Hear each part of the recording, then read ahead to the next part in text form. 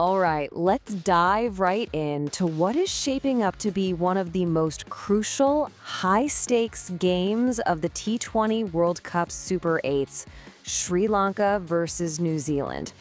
This is so much more than just a game of cricket.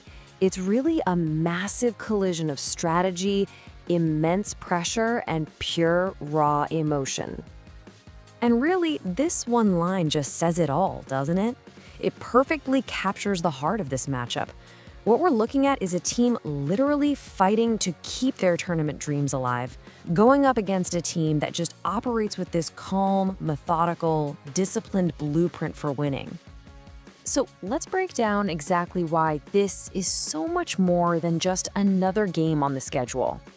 For both of these teams, this match is a genuine crossroads.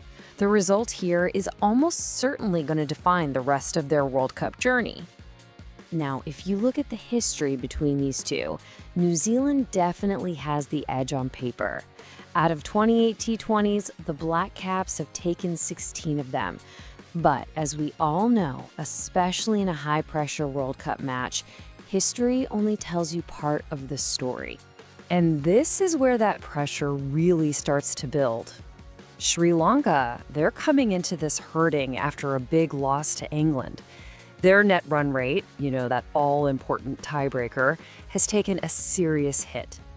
Another loss here, and it's pretty much game over for them. Now, on the flip side, you've got New Zealand. Their last game was rained out, so they're fresh. But a win here is absolutely vital to put them in the driver's seat for a spot in the semis. Okay, so you can't talk about this game without talking about where it's being played. Let's get into the battlefield itself, the Premadasa Stadium in Colombo. Honestly, understanding this ground is essential to figuring out how both teams are going to try and win this. The pitch in Colombo is what you'd call a thinking cricketer's surface. This is not a place where you can just muscle your way to a big score. It's known for being slow, it grips for the spinners, and it really rewards bowlers who can cleverly change their pace. Hitting boundaries is all about timing, not just brute force. With a typical score around 140 and the chance of Dew making it easier to bat second, well, that coin toss suddenly becomes incredibly important. And this brings us right to the heart of our breakdown today. What we're really looking at here is a classic clash of cricketing styles. You've got Sri Lanka's passionate spin-heavy attack versus New Zealand's deep, methodical, and incredibly structured game plan. And here you can see that contrast laid bare. For Sri Lanka, it's all about that electric home crowd energy and their world-class spin attack. But their weak spot can be a brittle middle order, especially under pressure. New Zealand's strength? It's their depth. They just don't rely on one or two superstars. Their potential problem, though, that rained-out game might mean they're a little rusty and they have been known to struggle against top-quality leg spin. Let's really dig into Sri Lanka's trump card. On a pitch like Colombo, Wanindu Hasaranga and Theekshana are an absolute nightmare for any batting lineup. Hasaranga is just relentless. He's always hunting for wickets. And then you have Theekshana with his mystery spin, creating doubt with every ball. Through those middle overs, these two can completely take over a game. Now compare that to New Zealand's approach. It's all about that collective strength, that structure. They have explosive players like Glenn Phillips, sure, but it's balanced by the calm, tactical mind of their captain, Mitchell Santner. They win games because everyone does their job, which makes them such a consistently tough team to beat. Okay, so we've looked at the teams as a whole. Now let's get granular. Let's talk about the critical one-on-one duels, because honestly, this is where the game is going to be won or lost. First up for Sri Lanka, you've got to watch Pathum Nissanka. He's their anchor at the top of the order. His whole job is to absorb that early pressure from the new ball and build a platform.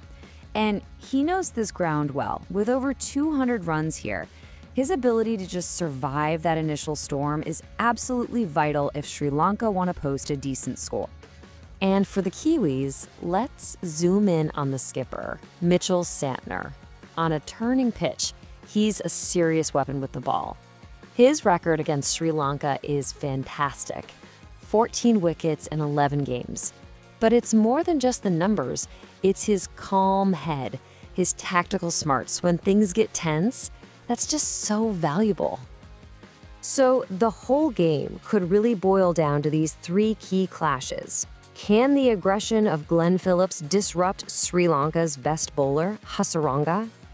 Can Nissanka's solid technique handle the early swing from Trent Boult? And can Santner's quiet control and discipline exploit that potentially fragile Sri Lankan middle order? The team that wins these battles will likely win the match. All right, let's pull it all together. We've got the pressure, the pitch, the players. So who actually comes out on top here? Is it going to be the team driven by raw, chaotic emotion, or the one that relies on cool, calculated execution?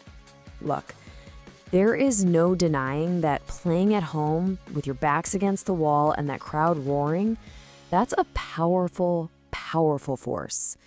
But, when you look back at these big tournaments, time and time again, they reward the side that can just hold its nerve and execute its plan when the pressure is at its highest. And that leads us to the final verdict.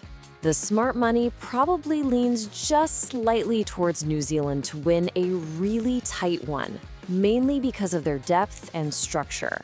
But, and this is a huge but, if Sri Lanka can bat first and get a score of 165 or more on the board, well, that gives their world-class spinners something to defend, and this game becomes a total coin flip. So, when the dust settles in Colombo, what are we going to hear? Will it be the passionate, deafening roar of the Sri Lankan Lions in their own backyard? Or will it be the quiet, satisfying click of the Black Caps' calculated plan falling perfectly into place? It is going to be an absolutely fascinating watch.